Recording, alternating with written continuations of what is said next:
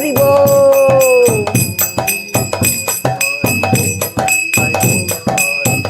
Nitai Gaur Haribo. Haribo. Nitai Gaur Haribo. Prabhupada. Prabhupada. Jaya Jaya Prabhupada. Prabhupada. Prabhupada. Jaya Jaya Prabhupada. I always get that last one too many. Hare Krishna. Jai Srila Prabhupada ki Jai. Vancha kalpatubhyascha kripa sindhu bhayevacha patitanam pavanebhyo vaishnavebhyo namo namaha. Jai Srila Prabhupada, and today is January 18th, and we will be reading from Srila Prabhupada's disciples' books and some of his letters. Hare Krishna. So we're continuing where we left off on the day of the recording. This is from Lilamrita. About a dozen devotees, including some newly recruited Britishers, assembled in EMI Records recording studio on Abbey Road. When the first group of devotees arrived in George's Mercedes, a crowd of teenagers began singing Hare Krishna to the tune popularized by the rock musical Hair. While Yamuna applied Vaishnav tilak to the foreheads of the recording technicians, Malati began unpacking picnic baskets of prasad she had brought, and some of the other devotees put up pictures of Krishna and lit incense. The studio was Krishnized. I think I read this before, but I'm like trying to, so you're not like left in the middle of something. So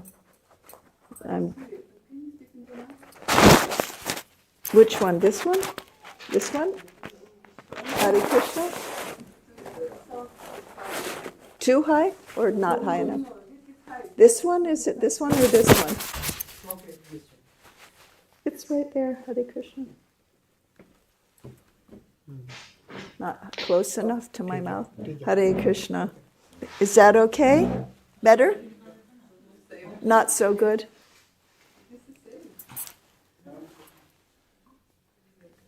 Hare Krishna.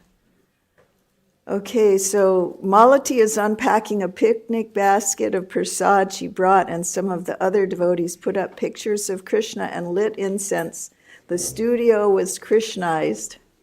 I say that about devotees. You know, you go into any devotee house and every flat space becomes an altar.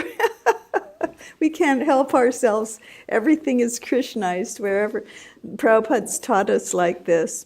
So with Paul McCartney and his wife Linda operating the control console, the recording session began.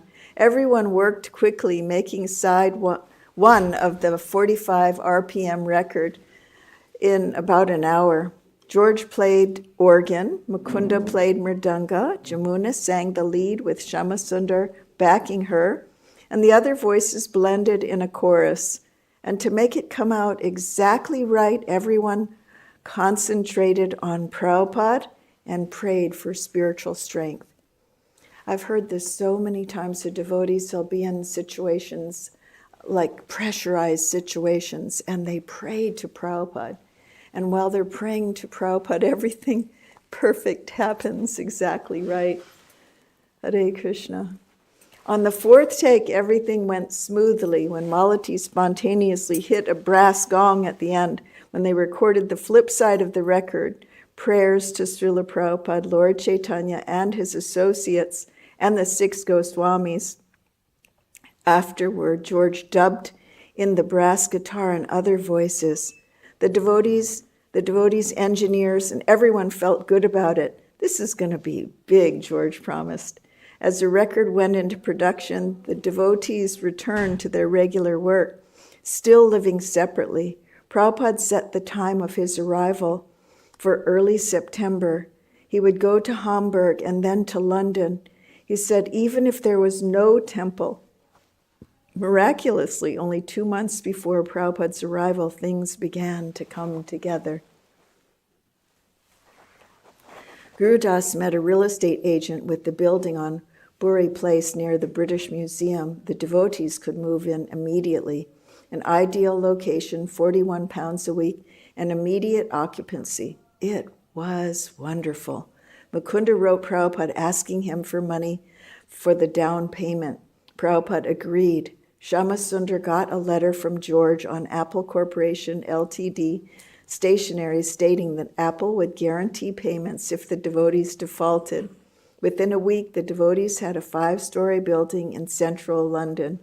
But when the devotees went to live at their new center in Bury Place, city officials said they did not have the proper housing permits. The red tape would take weeks, even months. Again, the devotees were without a place to live and worship together. Shamasundar, however, on faith that everything would work out, began constructing a temple room of California redwood in the building. John Lennon then suggested to Shamasundar that the devotees come and live with him at Tittenhurst, a large estate he had recently purchased near Ascot.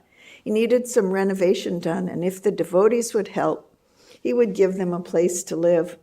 Can our guru also stay there? Shamasundar asked John. Agreed, and the devotees moved into the former servants' quarters of John's estate. Only a few weeks before Prabhupada's arrival, the record Hare Krishna mantra was released. Apple Records staged a promotion and brought press reporters and photographers in a multicolored bus to a blue and white pavilion where the devotees had gathered with George. The first day, the record sold 70,000 copies. Within a few weeks, the devotees appeared on the popular TV show Top of the Pops, singing their song. John Lennon's estate, formerly owned by the Cadbury family, consisted of 76 acres of lawn and forest with a large manor and many smaller buildings. John and his wife Yoko lived in the manor. The servants' quarters where Prabhupada and the devotees were to live were 4 separate apartments in a single narrow building near the manor. About 15 devotees moved in, reserving 1 apartment for Prabhupada and his servant. John wanted the devotees to tear out the hardwood walls and floors in the main house and replace them with new walls and black and white marble tile floors. While the renovation was beginning, Ishana, who had recently arrived from Canada, began with a few helpers to convert the old music recital hall into a temple, complete with Vyasasan for Srila Prabhupada's quarters, for Srila Prabhupada. The devotees worked day and night on Srila Prabhupada's quarters, the temple room, and Prabhupada's Vyasasana. With such energy did they work that John and Yoko could see that the devotees were obviously in love with their spiritual master.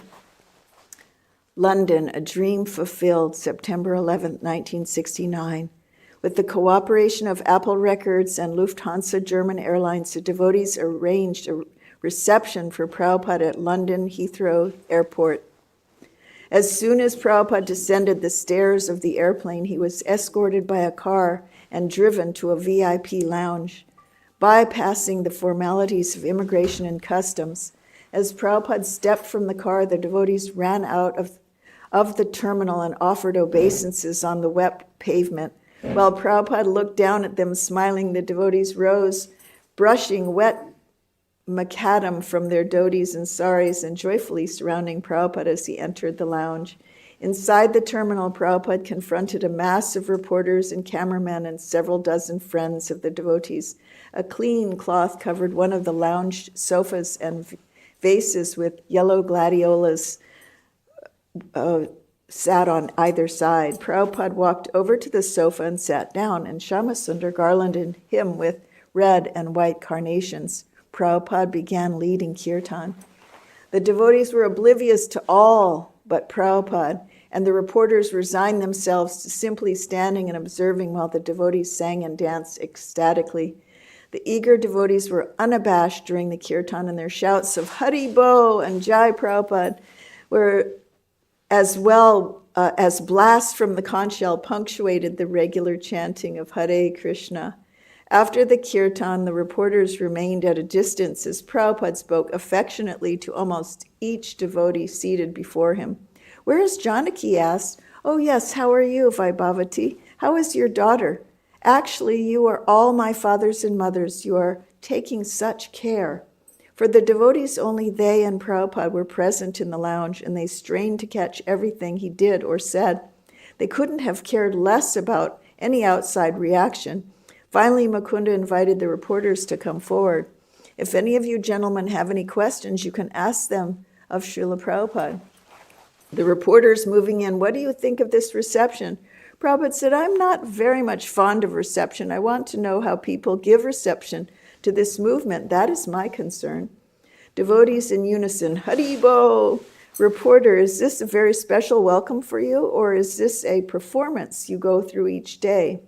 Prabhupada, no, wherever I go, I have got my disciples.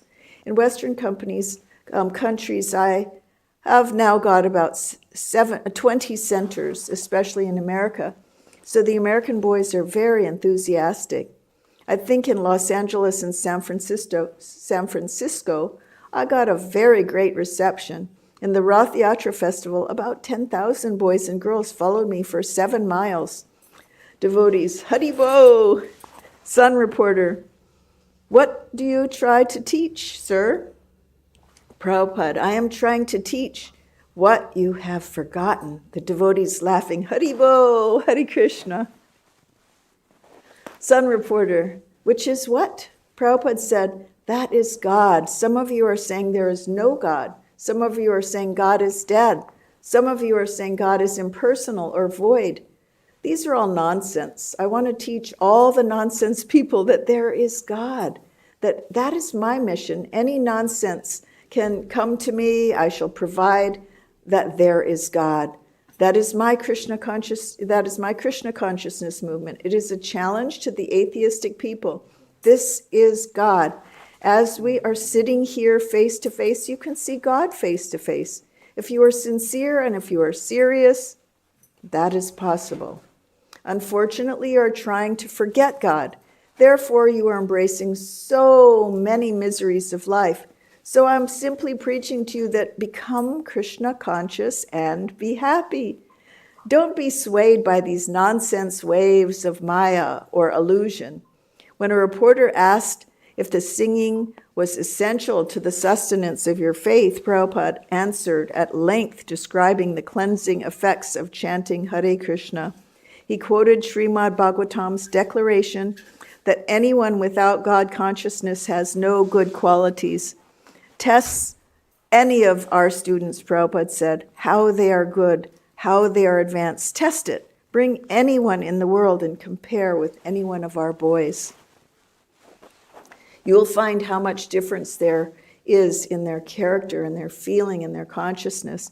If you want a peaceful society, then you must make God consciousness, Krishna consciousness. Everything will automatically be resolved. Otherwise, your so-called United Nations will not help. The reporter asked about Billy Graham, the moon landing, the war in Ireland, and the whereabouts of Prabhupada's wife and children. They asked him to turn his head toward them. They clicked away with their cameras. They thanked him, and the reception dispersed. Prabhupada went from the building to the gleaming white Rolls Royce awaiting him outside, courtesy of John Lennon. Prabhupada entered the back seat and sat cross-legged. The limousine was equipped with darkened windows and a lavish interior, including a television. The devotees had become so confused in their excitement that none of them had thought to join Prabhupada, and the chauffeur whisked him away to Tittenhurst. Prabhupada sat silently except for his occasional audible chanting as the chauffeur headed through the winding roads leading away from the airport. He was in England. His father, Gaur Mohan, had never wanted him to come to England. Once an uncle had told Gaur Mohan that his son should go to England to become a barrister. But Gaur Mohan had said no.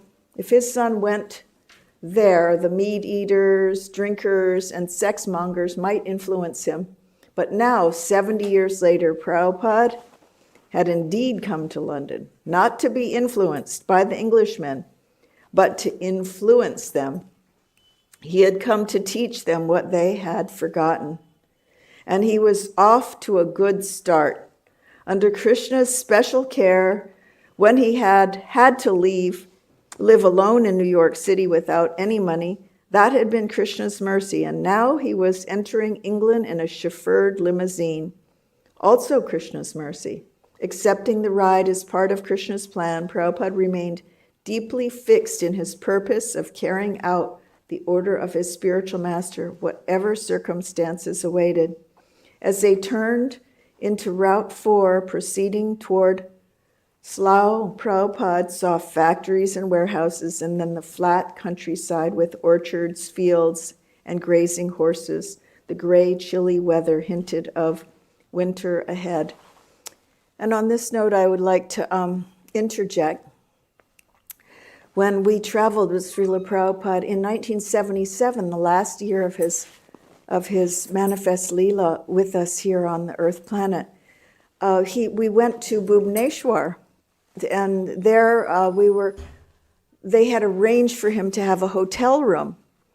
And Prabhupada said no. He stayed in a mud hut on the property. This is 1977, advanced age.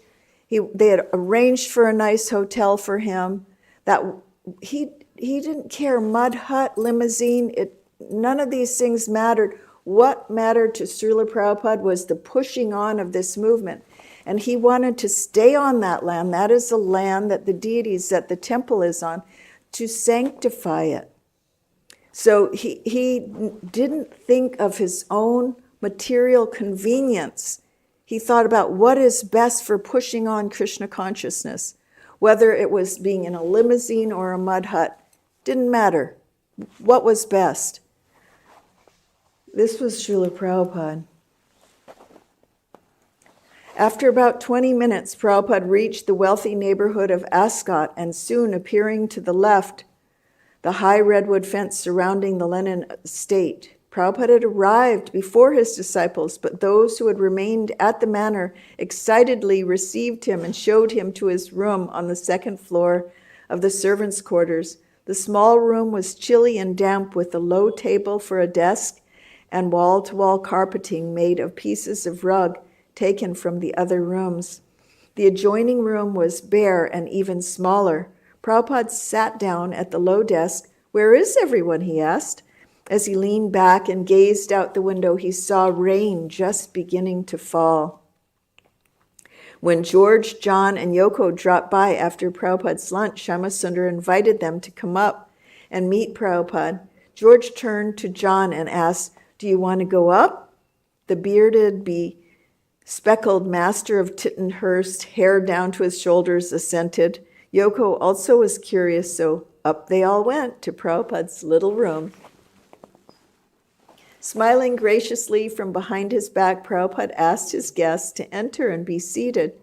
Here were two of the most famous people in England, and Krishna wanted him to speak to them. Prabhupada removed his garland and handed it to Shyamasundar, indicating that he should put it around George's neck. "Thank you," said George. "Hare Krishna." Prabhupada smiled. "This is Krishna's blessing." "Hare Krishna," George replied again. "Yes," Prabhupada said. "There is a verse in Bhagavad Gita, Yad Yad Acharati Shrestas Tat Tat Evataro Janasayat Paramanan Kurute Lokastad Una Vartate." The idea is that anything which is accepted by the leading persons, ordinary persons, follow them. Yad Yad Acharate Shrestha. Shrestha means leading persons. Acharati means act. Whatever leading persons act, people in general follow them. If the leading persons say it is nice, then it is all right. The others also accept it. So by the grace of God, Krishna, you are leaders. Thousands of young men follow you. They like you. So if you give them something actually nice, the face of the world will change. Although George and John were about the same age as most of Prabhupada's disciples, Prabhupada considered them Shresttas, respected leaders. You are also anxious to bring some peace in the world, Prabhupada continued. I have read sometimes your statement. You are anxious also, everyone is. Every saintly person should be anxious to bring in peace in the world. We must know the process. He explained the peace formula according to Bhagavad Gita. Only those who recognize the Supreme Personality of Godhead are the proprietor of everything, the object of all sacrifices, and the friend of everyone who can find peace. Prabhupada then told the two beetles even more directly that he had already hinted at they should learn Krishna consciousness and help teach it to the world. I request you to at least understand the philosophy to your best knowledge, he said. If you think it is nice, pick it up. You're also willing to give something to the world, so try this. You have read our books, this Bhagavad Gita as it is. John, I've read the bits of the Bhagavad Gita. I don't know which version it was. There are so many translations. Prabhupada said, there are different translations. Therefore, I have given this edition, Bhagavad Gita as it is. Prabhupada explained that the material world is a place of misery. Nature is cruel. In America, President Kennedy was thought to be the most fortunate, happy, honored throughout the world. But within a second, Prabhupada loudly snapped his fingers. He was finished. Temporary. Now, what is his position? Where is he? If life is eternal, if the living entity is eternal, where he has gone? If life is eternal, if the living entity is eternal, where has he gone? What is he doing? Is he happy or is he distressed? Is he born in America or China? Nobody can say. It is a fact. As a living entity, he is eternal. He is existing. Prabhupada explained the transmigration of the soul. Then again, he requested, try to understand it. And if it is nice, you take it up. You are after something very nice. It is my my proposal unreasonable? The two beetles glanced at one another but didn't answer. Prabhupada gave a soft, amused laugh. Uh-oh. Oh, okay. You are all intelligent boys. Try to understand it. Prabhupada spoke of the importance of music in the Vedas. The Samaveda, he said, is full of music. Followers of Samaveda are always in music. Through musical vibration, they are approaching the Supreme. He then sang slowly 3 verses from Srimad Bhagavatam. Matir me Krishna Parata Swatova. Then Prabhupada asked his guests what philosophy they were following. Following? John asked. We don't follow anything, Yoko said. We are just living. We've done meditation, said George, or I do my meditation, mantra meditation. They began to ask questions, the same questions Prabhupada had heard so many times. After hearing Prabhupada's explanation of Brahman, the all-pervading spiritual energy of the Supreme Personality of Godhead, Yoko doubted whether Brahman could remain pure and not deteriorate in time. Prabhupada advised that she would have to become a serious student before she could actually understand spiritual philosophy.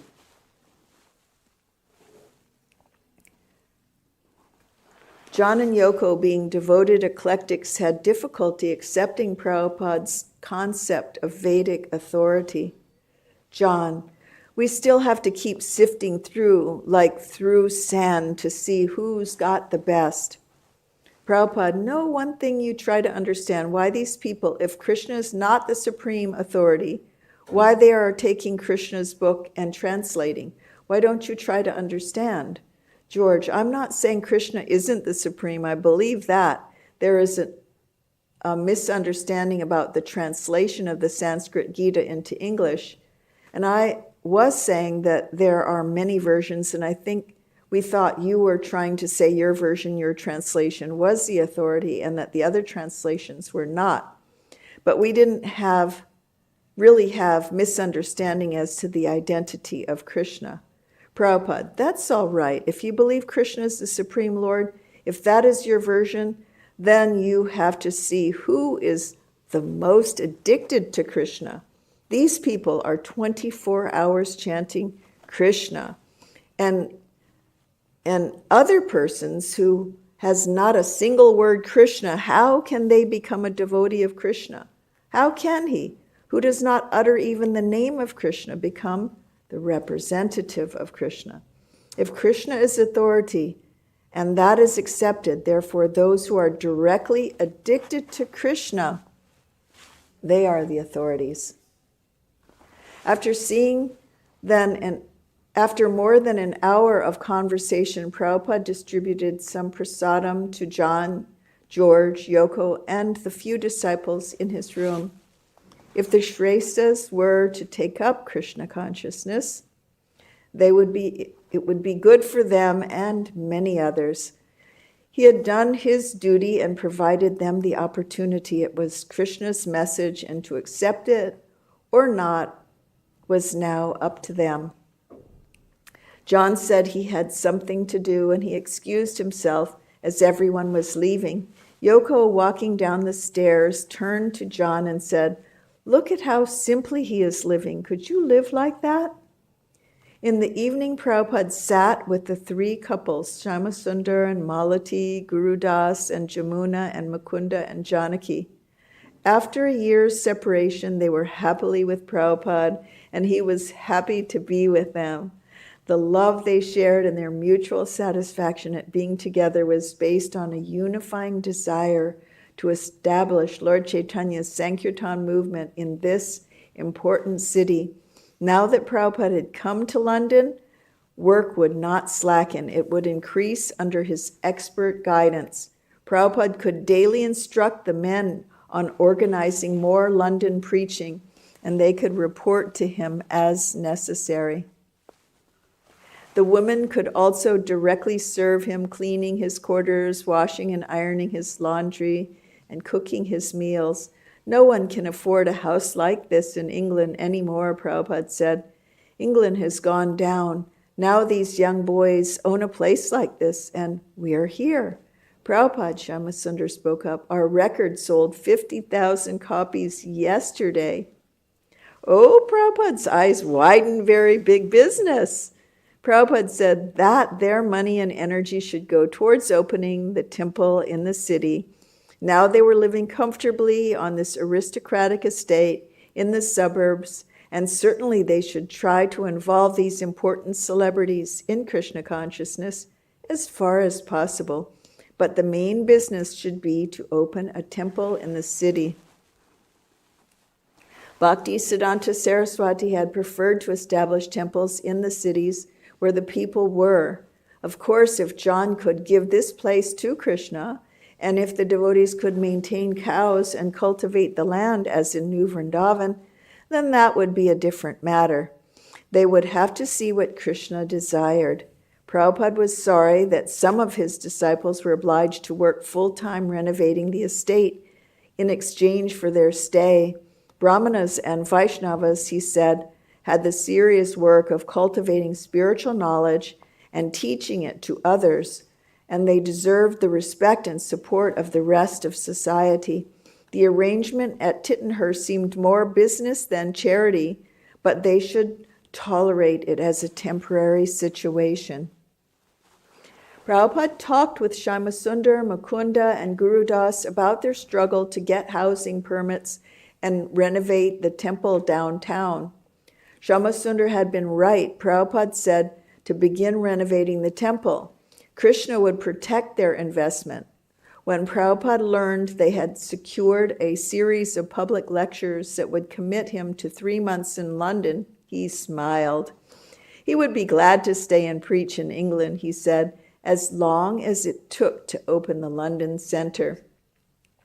Prabhupada commended his 6 London pioneers on succeeding where his sannyas godbrothers had failed.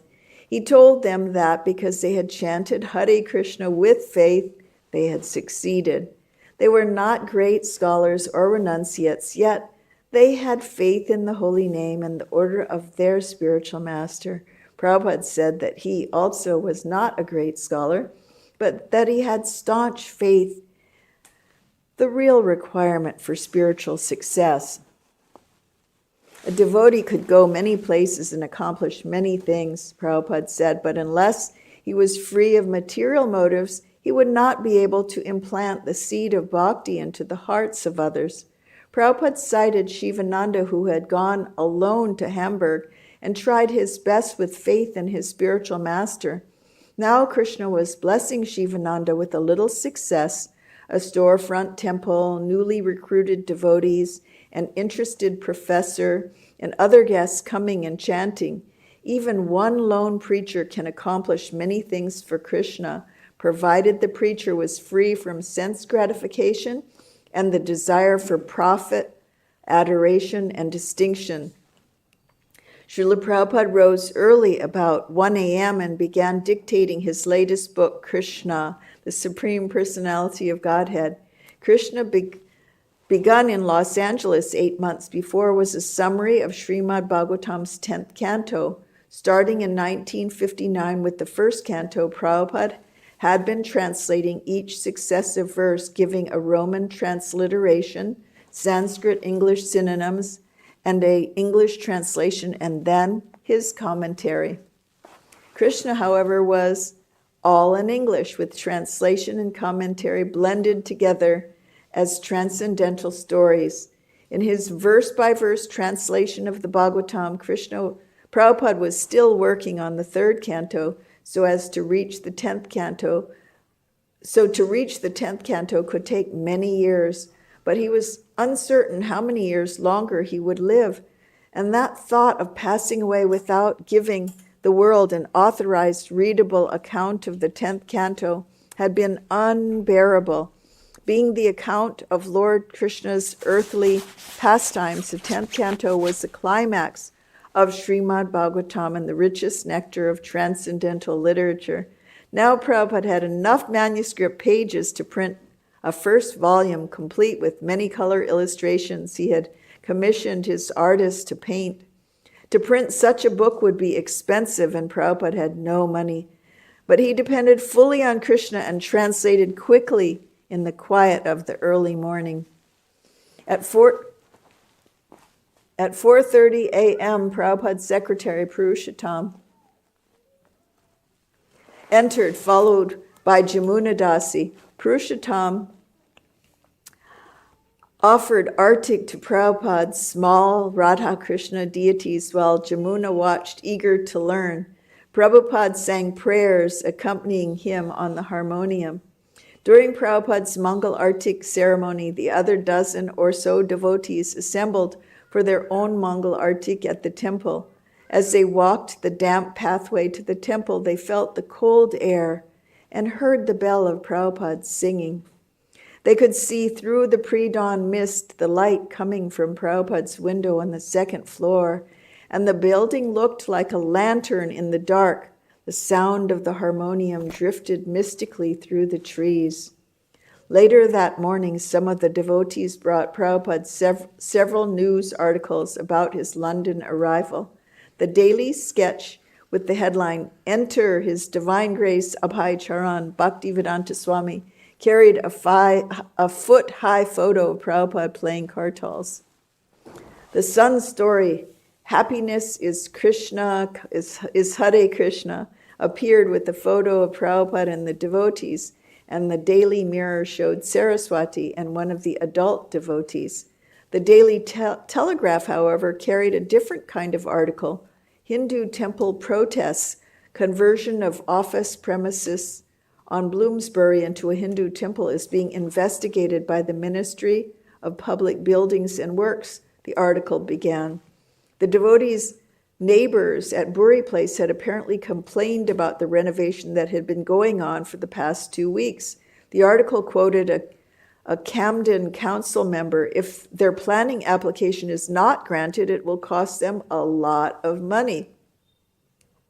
Prabhupada said the devotees should do anything they could to prevent delays or obstacles to establishing the temple and installing deities of Radha and Krishna. He suggested they go daily into the city, work carefully and persistently with the officials and secure the authorization. Meanwhile, Shyamasundar should continue his remodeling work at Buri Place. For Prabhupada, such diplomatic and legal strategy was as spiritual as translating Krishna or singing before the deities. He was serious, heavy, and his disciples sensed this as he looked at them with full concentration, his intelligent gaze penetrating to see if they understood his directions. This heaviness of the Guru was an essential part of their relationship with him. They were young men, inexperienced, and he was sending them on the mature assignment that required both transcendental and worldly expertise. Serving as Prabhupada's menial messengers and workers, his disciples imbibed his gravity, and they too became heavy. They too became dedicated servants of their Guru, to bundle an important order because of naivete or bungle an important order because of naivete or carelessness would be a spiritual disqualification. Prabhupada had often told them, a Vaishnava is not a retired person who only sleeps and eats and chants Hare Krishna. Rather, a Vaishnava fights for Krishna, as did Arjuna and Hanuman. And as the devotee tries his best, working in full surrender, Krishna supports and protects him. Dawn arrived and the time for Prabhupada's morning walk. The cold September night shrouded the morning in heavy fog. Some of the low-lying grounds were waterlogged this time of year, and even in the higher plots, the long grass would remain wet until mid-morning. This climate, Prabhupada admitted, is not at all suitable for me. But having heard of the beauty of the grounds, he insisted on taking his usual morning walk. I'd heard that he spent a lot of time speaking with the gardeners. Prabhupada was always interested in the growing of things. And even in Mayapur, too, he would talk to the gardener. Tittenhurst dated back in to the 1770s, when the estate had been renowned for its many varieties of trees and shrubs, one of the most unusual collections in England. Even now, cypresses, weeping beech, Austin poplars, royal palms, redwoods, varieties of pines, monkey puzzle trees, and orchids of cherry and apple grace the stately grounds. One cypress stood more than 125 feet tall, and the redwoods grew even taller. Bushes and vines grew in dense thickets. Close by the main house were hundreds of rhododendrons, a formal rose garden, and several fountains.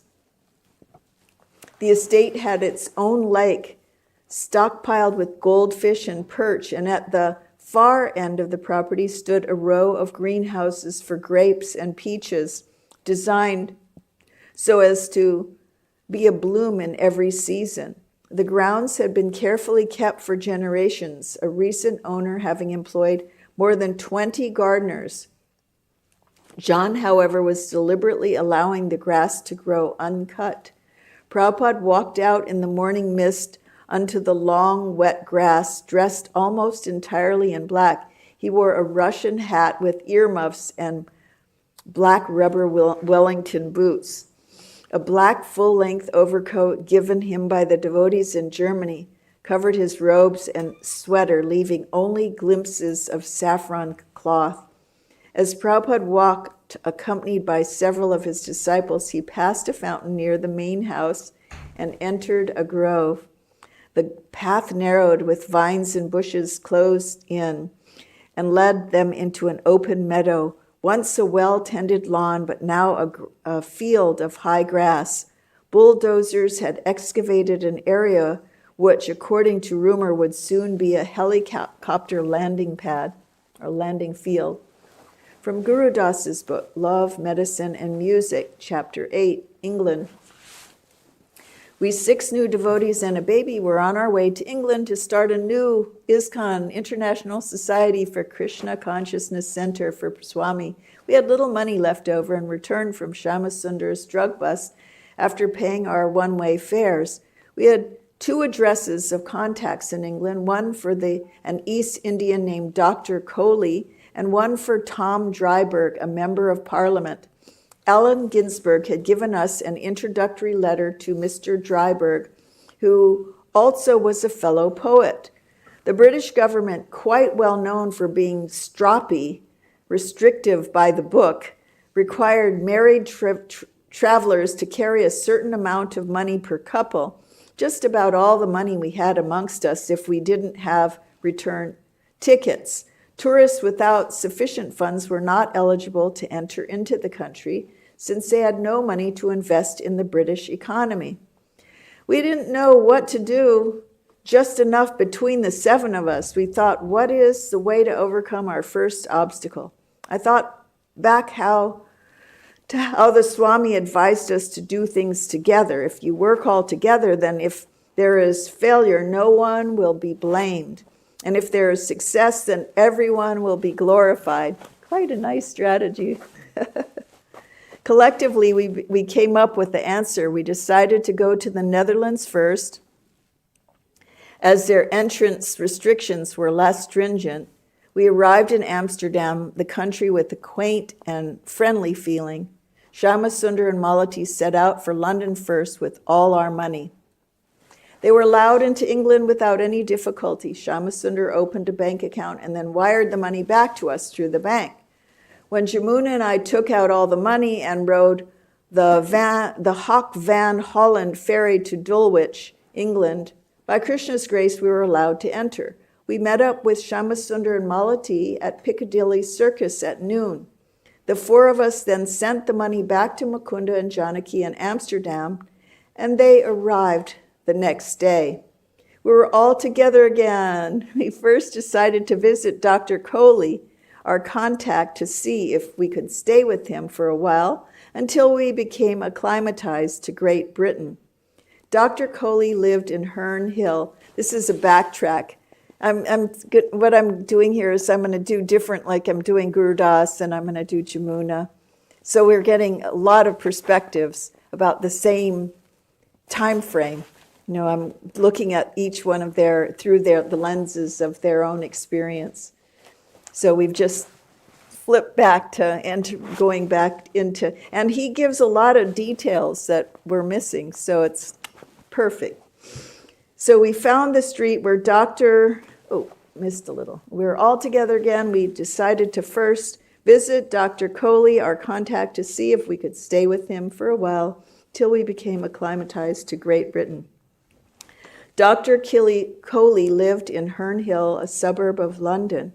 We boarded the train in Waterloo Station and rode through Brixton, a ghetto, just past Chatham, and other manicured suburbs going out towards Crystal Palace. As the conductor announced Herne Hill, we disembarked and saw suburban homes lining old-fashioned, winding lanes surround the Victorian train station. We found the street where Dr. Coley lived in a nice, large, detached house. In Britain, a charming, detached cottage-type house denoted wealth, for many houses clung to one another with no space between them, especially in industrial cities. He and his family greeted us and let us stay for a few days. He took us to a nearby house he owned, and we negotiated a rent that was a little high, but we trusted in Krishna to provide. We rented the separate house on a temporary basis, allowing his family to get back to their routine, minus the ashram we had created in his living room. After this time, Srila Prabhupada sent a letter to London from San Francisco, 14th September 1968. My dear Guru Das, please accept my blessings. I was in due receipt of your letter dated September 3rd, 1968, and now I have received a letter from Mukunda, and I am pleased to learn that you are now together, all 6. So please try to start a temple as soon as possible, and call me for your service. Offer my blessings to Jamuna as well as Malati and her husband and little child. I sent one newspaper cutting to Shyamsundar that is a very nice article. If you get it photostated, you can use it for your propaganda work. Hope this finds you in good health. Your ever well-wisher, A.C. Bhaktivedanta Swami. Around this time, back in San Francisco, the Swami had mentioned to Govindadasi that Swamiji had a common name, that Swamiji was a common name. Govindadasi asked what he would rather be called. He replied, Prabhupada. So from this point on, I will refer to A.C. Bhaktivedanta Swami as Prabhupada. And I spent a little time with Gaur Sundar, and Gaur Sundar elaborates on that pastime. He's recently passed away. He elaborates on it. Prabhupada asked him to do some research to come up with some names for him, Prabhupada, to select from. And so it was Gurudev, His Divine Grace, and Prabhupada. And Prabhupada chose Prabhupada because he said, it reminds me of my Guru Maharaj. When I hear the word Prabhupada, then I immediately think of my own spiritual master. So that's what I will select. Although we do call Srila Prabhupada, we call him Gurudev, we call him many things, but Srila Prabhupada was his preferred, simply because it reminded him of his own spiritual master. Shaved heads. We were committed now, and devotional service filled our days. Shyamasundar, Mukunda, and I decided that it was time to take another step in overcoming our attachment to vanity and appearance. In that time, long hairs, that was all the rage. Men keeping long hairs. There was the musical Hair. I mean, everybody was having long hair. Women with long hair down and men with long hair down. Hair, that was all the rage. So for them to take that step to shave up, huge. But they were inspired. They were very inspired. They're so sincere. So it was time to shave their heads. By throwing our hair on the ground, we cast out attachment to personal appearance, personal wealth, and wishes for respect. Plus, we figured that the British public would certainly take notice these bald-headed blokes. And this kind of recognition would be vital to our preaching efforts. We sat each other in chairs and shaved all each other's hair off. All that remained was a strand of hair hanging down the back of the head. This tuft of hair is called the Sika. Swamiji replied, this Sika is there so that Krishna can pull up to him easily. He demonstrated pulling his own Sika up. Dinabandhu does that. He's like, when he's telling his stories, he pulls the Sika up. Now that my head was shaved, it felt clean and fresh. Visitors. An Indian gentleman named Prem Sayal, who sang devotional songs with an exaggerated movements, came to our meetings at Herne Hill, along with Mr. Govind. They both introduced us to some of the leaders of the East Indian community and took us to the Hindu center where meetings were held and where meetings and shows were held. Devotees at the Hindu center always requested Prem Sayal to play harmonium and sing bhajans. He resembled Charlie Chaplin, and sometimes he would stop his songs in mid-refrain, roll his eyes back, and speak devotionally. He was a showman. His intense, exaggerated movements and gestures and the way he would throw his hair back made us laugh, and Shyamasundar, Mukunda, and I imitated him in private. Soon Andy, a young English lad from Watford, joined us. I don't remember how he heard of us, but one day he just showed up and became a part of our group. He was friendly and humble, one of the thousands of youths searching the globe for enlightenment at that time. He stayed with us for a while, followed our rules and regulations, took part in the morning and evening services, and helped with the cooking. Andy liked being vegetarian, asked meaningful questions, and was making progress, but eventually he left because he missed his life of desire, gratification, and struggle. We held small, intimate programs at Dr. Cole's and in the suburban homes of the other Indian families around London, but soon decided we should look for a place of our own, more centrally located. We searched central London in Shyama Sundar's red Ford pickup and eventually met some people in the newsstand and we were attracted by its eclectic articles. We decided to visit their headquarters at 22 Betterton Street. We found the small street in the heart of Convent Gardens, central London's bustling wholesale fruit and vegetable district. We located the 4-story office building and rang the doorbell. An American with curly hair answered. He, like the rest of the staff at the newspaper, was young, hip, and very friendly. And they welcomed us. I had a communal feeling like being back in San Francisco. We felt we had finally arrived. Chapter 8, England, 22 Betterton Street. All you need is love, the Beatles. In the International Times, we met one gentleman named Graham Keane. He was very kind and especially interested in our movement. We asked him if he might know of a place where we could live. Graham, who is still my good friend today, informed us in his quiet, mannerly, and imaginative way that they were moving their offices around the corner to Endell Street. The Betterton Street building would be used only for storing back issues of the International Times. He thought one of the 2 floors would become vacant. He then supplied us with the name of the landlord, Nigel Samuels.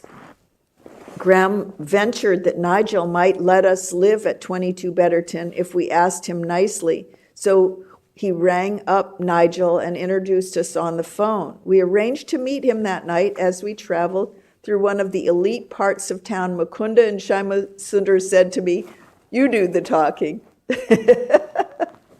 And they're passing the buck.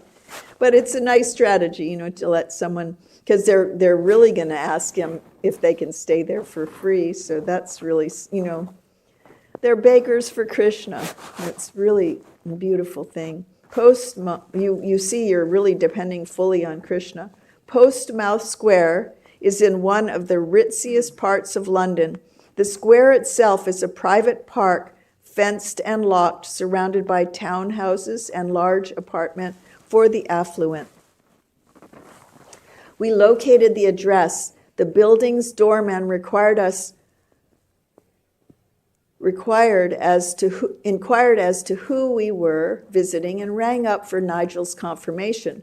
We rode an elaborate Art Deco elevator all the way up to the penthouse and stepped out of the elevator into a huge living room with a 360-degree view of London.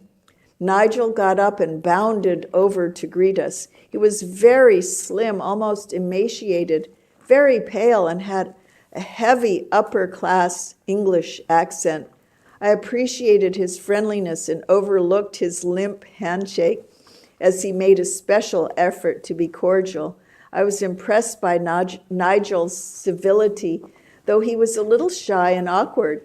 The Samuel family owned a vast jewelry store franchise. However, Nigel's pet business was locating services for rare books named the Bibliophile. That means those who are addicted to books, bibliophile. So after a small talk, we talked about books. Have you read the Bhagavad Gita? I remember asking. We talked about the seeming phenomenon of unity that we were experiencing in the underground community. We noted how alike London was to San Francisco in terms of social change and the growing openness to other forms of philosophy and spirituality. I spoke a little about our mission in London. As I said, it was prearranged that I would do most of the talking, but I wanted other devotees to talk also to rescue me from having to. I'm just going to do the one line here to carry the conversation. And Hare Krishna, Krishna Krishna, Hare Hare, Hare Rama, Ram Ram, Hare Hare, Hare Krishna. The subject matter is so wonderful, so beautiful. Srila Prabhupada ki jai. the temple devotees who are under Srila Prabhupada's direct inspiration and empowerment. Ki Jai. Hare Krishna. Jai Srila Prabhupada. Krishna Krishna, Hare Hare, Hare Rama, Hare Rama.